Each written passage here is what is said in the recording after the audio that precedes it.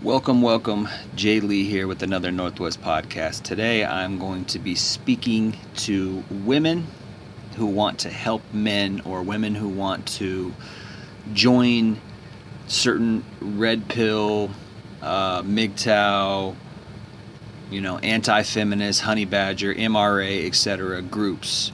Women who, for whatever reason, care or pretend to care about men's plight, men's situation, what we go through, right?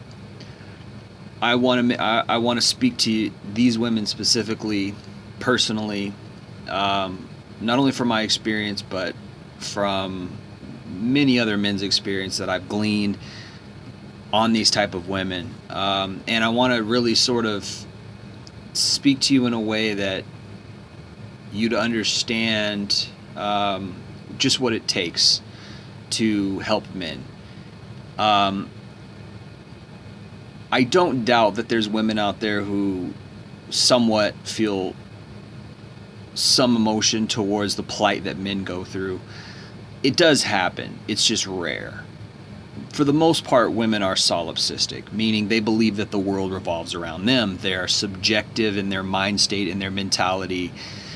It's very difficult for most women to be, have broader thought, broader rationale, objective style thinking, rational style thinking, which is not putting them in the first person, right? Women very rarely are thinking, anything beyond themselves and how the world affects them.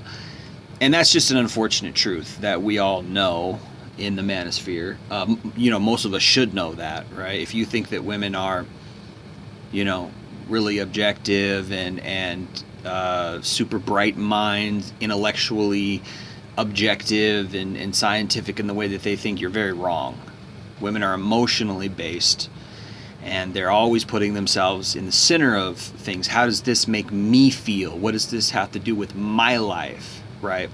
So with that said, a lot of times the reason why women want to get involved in red pill or get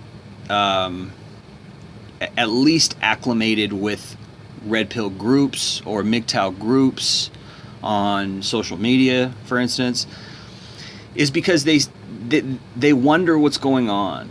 Why are these men talking this way about women? Why are these men saying these things about women, right? Now, with that said, very rarely do they say, what exactly are they saying, and is what they're saying true? That would be what a man would do. A man would say, hey, wait a minute, what are these guys saying?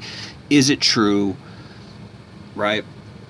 And the men who don't do that are the simps or the the beta male feminist white knight feminist ally men, right? And the reason why they don't like mgtow and red pill is because they believe that mgtow and red pill guys are challenging them, or I shouldn't say the word challenging, I would say threatening, what they enjoy from modern feminism, from the whole free love movement, which is what second wave feminism brought in, right? Which is female promiscuity, right? Guys who hate and attack red pill guys, MRA guys, mgtow guys, they do that because they know that what we're saying is the truth.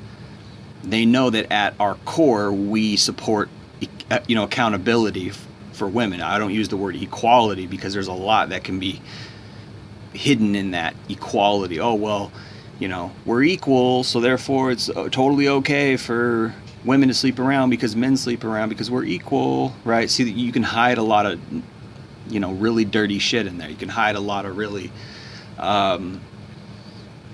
sly stuff. We're not equal. Men and women are not equal.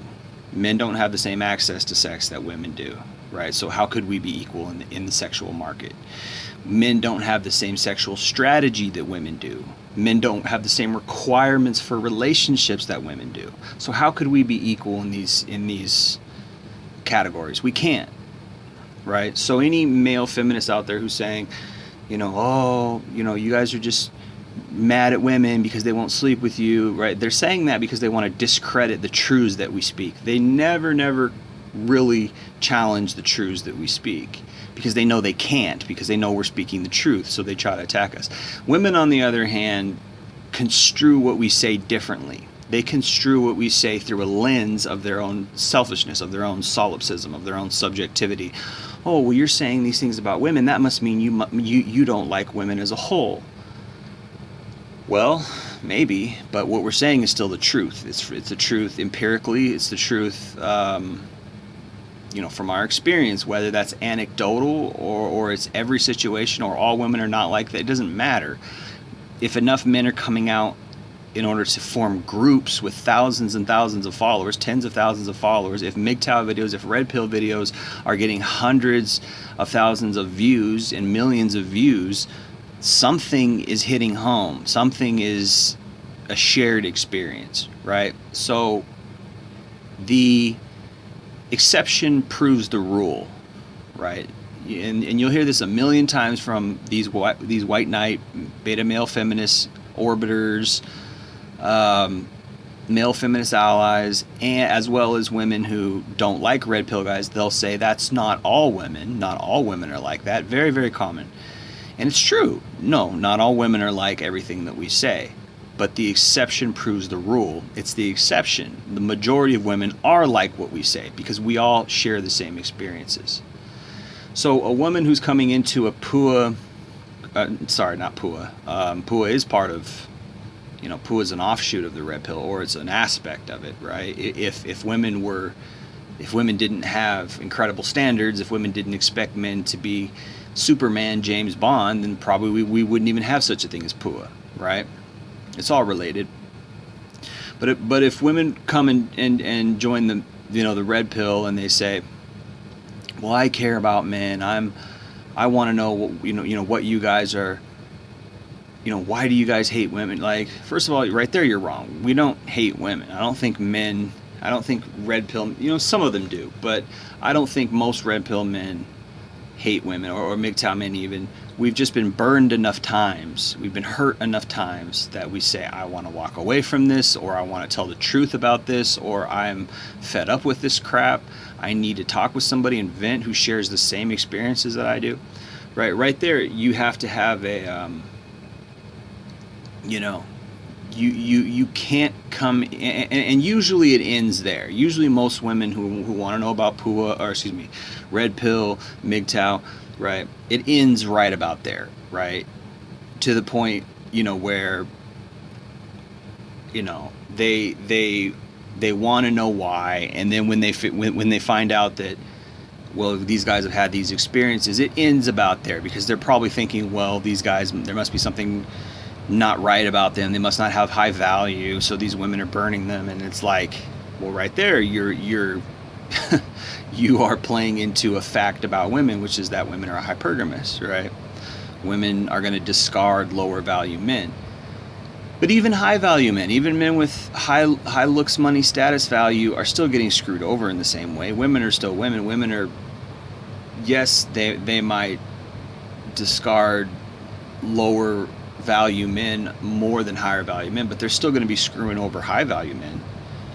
I've seen all kinds. There's all kinds of, statuses of men who join red pill, join mgtow. Many times have I been like, what's this guy doing in mgtow? What's this guy doing in red pill? And then you realize after a while that all men are experiencing these things to some degree, whether he got cheated on, whether he figured out the woman was a gold digger, whether he figured out,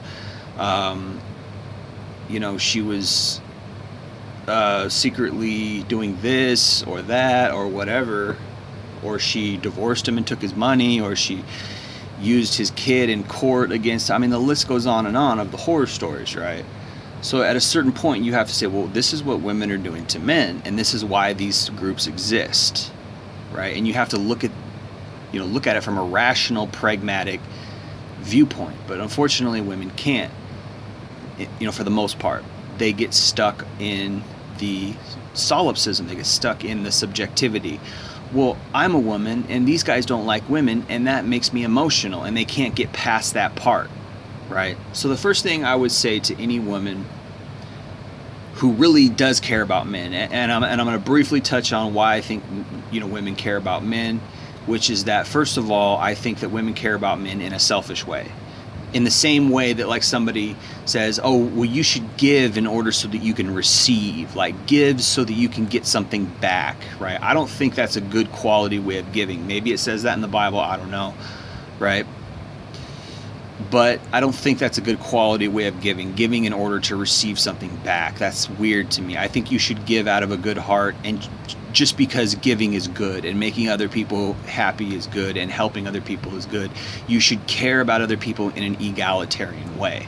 But I don't think many women who are anti-feminist or who join the red pill community or who are curious and come in our community to ask us questions and try to figure it out, I don't think they care in a way that's not selfish. I think they care because they like men in general and they want men in general to be bad, and they feel threatened if there are groups of men out there who are coming together and saying, well, these are the things we don't like about women. They feel threatened about that, particularly because a lot of them have been sold this princess narrative that women can do no wrong. And it's like, boy, you are really out of touch with yourself if you think you can do no wrong. Yeah, I mean, I know I can do all kinds of wrong, and I mean I've lived 3 decades here on this planet, and some years, right? I know I can do all kinds of wrong because I'm honest about myself and I'm honest with my own behavior, and I can be a horrible person. I can be a really shitty, mean, messed up person, and then other times I can be great. It's like you don't know yourself if you think that, oh, all women are special, we're the fairer sex, and we can never hurt it. It's like you are in la la land. You are not anywhere close to reality. First of all, I mean, if you want to talk about women doing wrong, they kill babies. 5 million a year, or not 5 million, but 500,000 a year through Planned Parenthood just in the USA alone. Killing babies. You think that's good? Killing another man's baby because you don't want it and you get 100% say over the life of that baby? That's horrible. How could you say females are the fairer sex when they're killing their own children? It's disgusting, right? And it's legal. Okay? And they gloss it over, mentally by saying, oh, fetuses are not real human beings, and they say that, like, what is it, like 37%, maybe even higher than that. I don't know the statistics, but most of them have depression after that, and they never get over it, killing their own baby. It haunts them. Because if you're any quality of a female, you should love your children. Women are all about babies, but if you kill your baby, I mean, that takes a special kind of sick person to do that, and yet 500,000 a year in the USA alone, not around the world.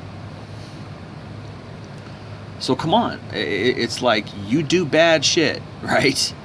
But there's women who really believe that they don't. There's women who really believe that women can do no wrong, and they kind of join these groups in awe, like, what are you guys talking about? Like, and this is what I call the princess narrative. They've been raised under this narrative that they can do no wrong. They have pushover dads who don't discipline them, who don't show them the error of their ways, right? If you do something wrong, you should get disciplined, but yet we have a society that says women get a pass. And this happens in our court system, this happens in our family unit, and this is why women grow up to think, I just can't imagine men not liking women. It's beyond my realm of understanding. And that's why they join out, and then they think, and instead of being objective and rational about what we're saying, they take it personal because we're talking about women, and lo and behold, they're a woman. So they take it personal, and then they get offended, and then they get emotional, and this proves that they can't be objective, right? Now we have other groups of women who were probably raised by single dads. Maybe they had a strong father. It does happen. I know it's more rare and rare these days because women are running the show. Mothers are running the relationships in many marriages. Happy wife, happy life, and many simps, cuck type men are out there just trying to make their wife happy, and they'll never say no to her. That they don't feel they run the relationship, right? They don't feel that they're the leader in the relationship. The woman really is the one leading, even though she might say it's about equality. They might pretend it's equal, 50-50, but really it's kind of her. because many women today are raised to have these strong type of personalities. So there are exceptions, and sometimes a father is a strong leader and he is a strong influence on the daughter. Now, I would say if there's any guys listening at this point, you should probably look for a woman like that, because she's going to take your lead. She's going to be submissive to your leadership, because her mother was submissive to her father's leadership. The relationship that a mother and a father have are generally a key indication of how the relationship the daughter is going to have with her husband or the guy she dates or whatever.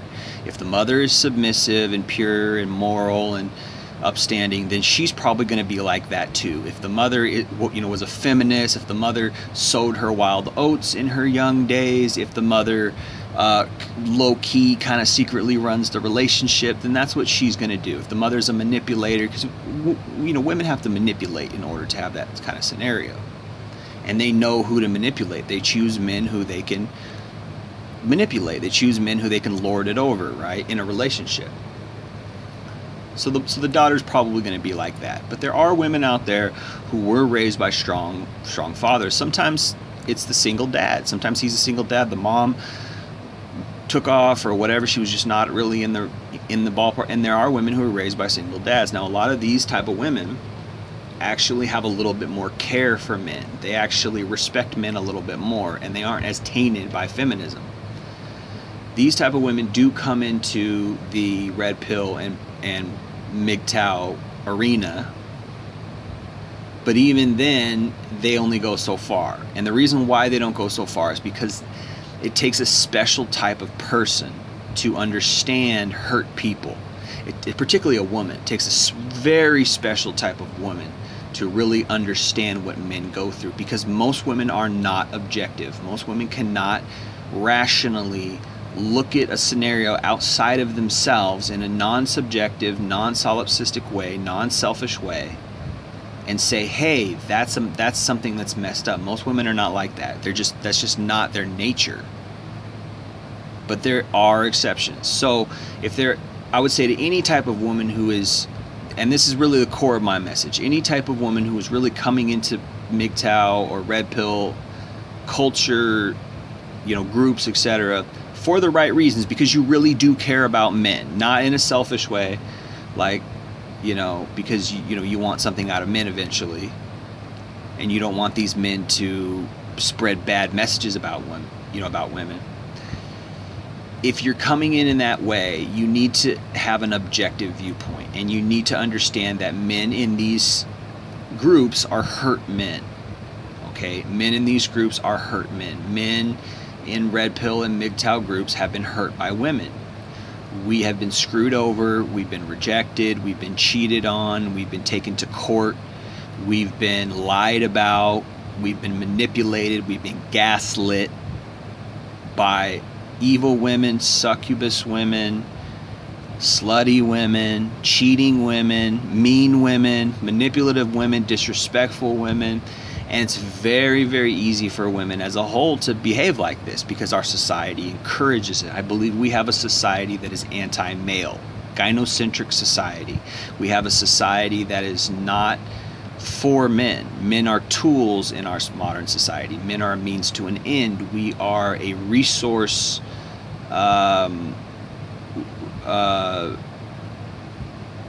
We are a source of resources. Like that's our worth in this world. If we don't have a good career, we don't work, etc., we are not going to be respected. So women might argue and say, well, if I'm not pretty, I don't mean anything. Well, if men aren't, if we don't have the ability to provide, we don't mean anything in society. So there's a lot from our perspective that women have to learn, and they have to be willing to learn, and they have to be open to learn. If you're not willing and open to learn about the plight of men, how men are being manipulated, how men are being used, how men are being screwed over, if you're not open to hear those things, if you're not open to go there and really care, then you shouldn't really be in these groups. You really shouldn't. And there are really great shining examples of women who have cared about men, and who do care about men, and who have taken the time to really understand our plight. And there's a few shining examples, such as Diana Davison, for one, on YouTube. Also Karen Strawn on YouTube. Also a woman named Esther Villar, who wrote a book called The Manipulated Man. Okay, you can find that book online. There's another woman who made a red pill video. It's called The Red Pill, literally. Her name is KCJ, right? She did a great job of being objective and listening to men's plight, right? Listening firsthand to our testimonies and experiences in that red pill video. You do well to go listen to these women. You do well to go watch the content that they put out, if you really care. And that's the number one prerequisite for joining or for getting into these groups and staying in these groups, is caring. You have to care about men in a genuine way, not a selfish way, in a genuine way. Okay, first of all. Now, another thing is, I know a lot of women join these groups because they want attention, or even sometimes I've heard of women join these groups because they themselves have been hurt by men, and they think, well, maybe I can find some kindred spirits who can, because I've been hurt by men, because I've been used and screwed over by men. Maybe there's some men who've been used and screwed over by women who can sort of relate with me, and there can be some kind of healing there or camaraderie. Well, maybe, but for the most part,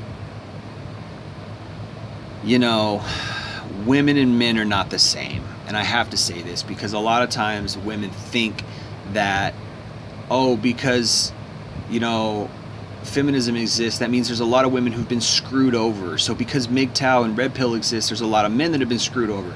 Yes and no.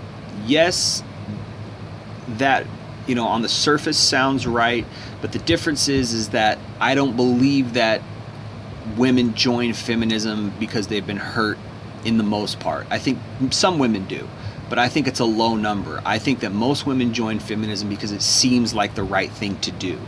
Because it seems like, I think that most women are actually privileged. I don't believe most women are oppressed at all. And I don't believe most women were oppressed historically at all.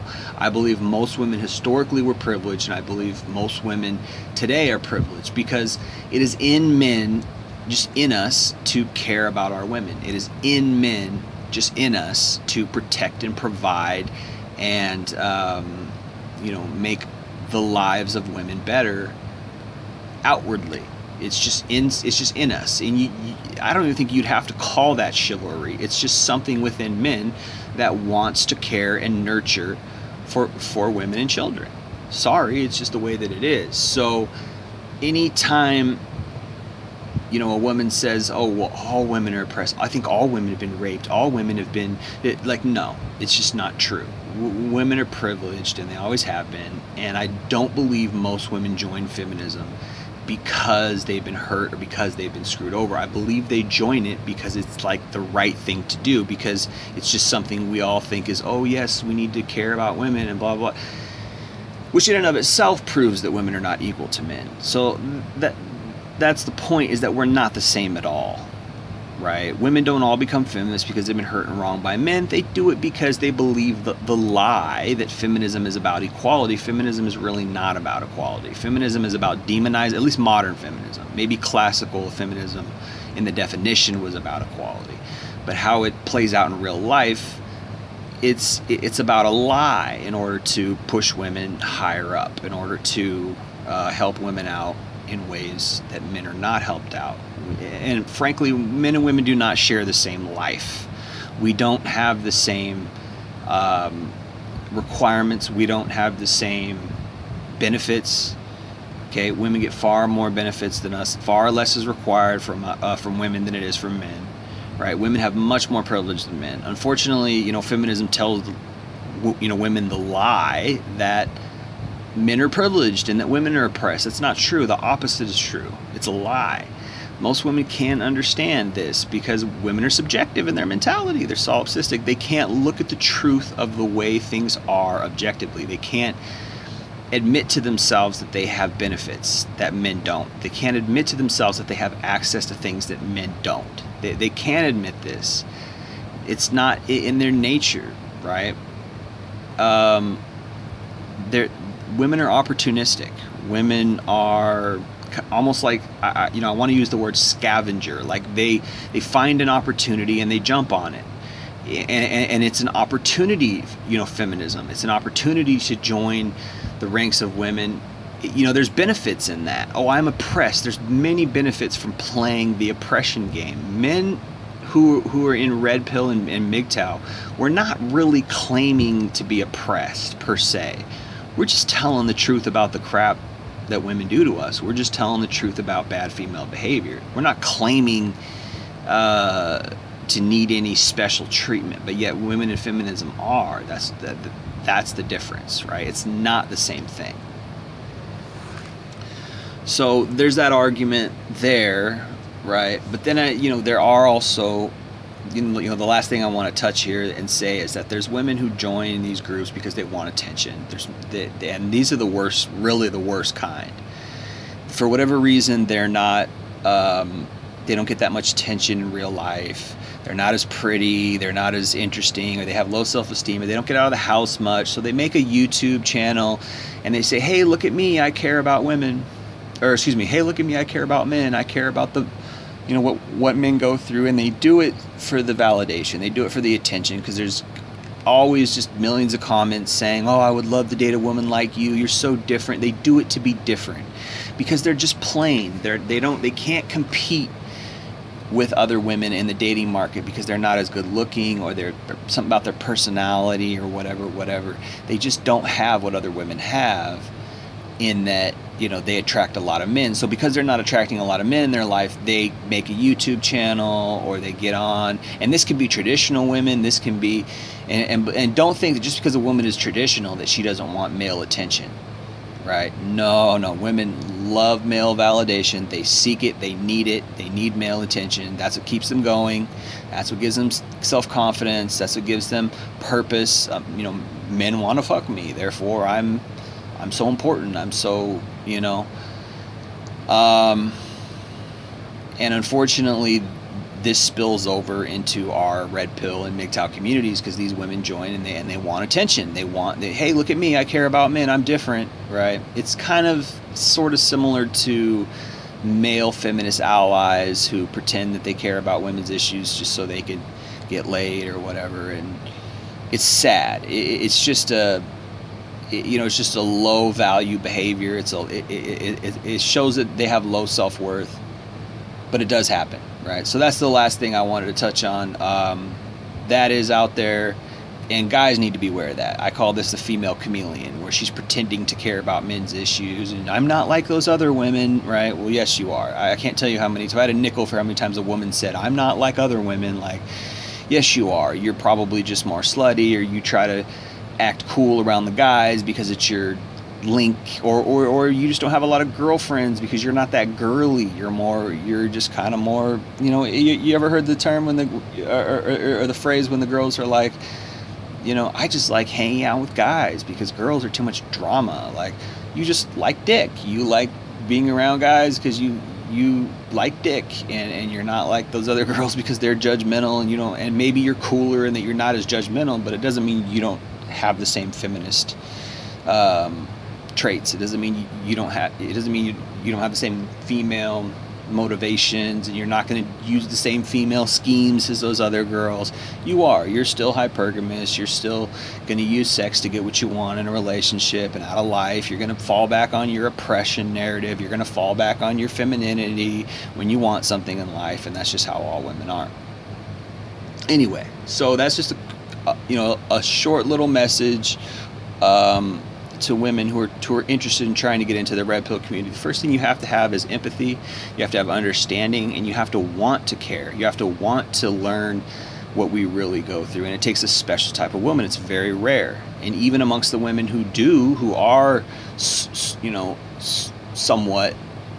against feminism or for men and male allies, even amongst them, it's rare to see when a woman really cares, like when she really tells the truth about bad female behavior, and it's rare. And I mentioned the ones who do, those top four: Diana Davison, Esther Villar, Karen Strawn, and Cassie J.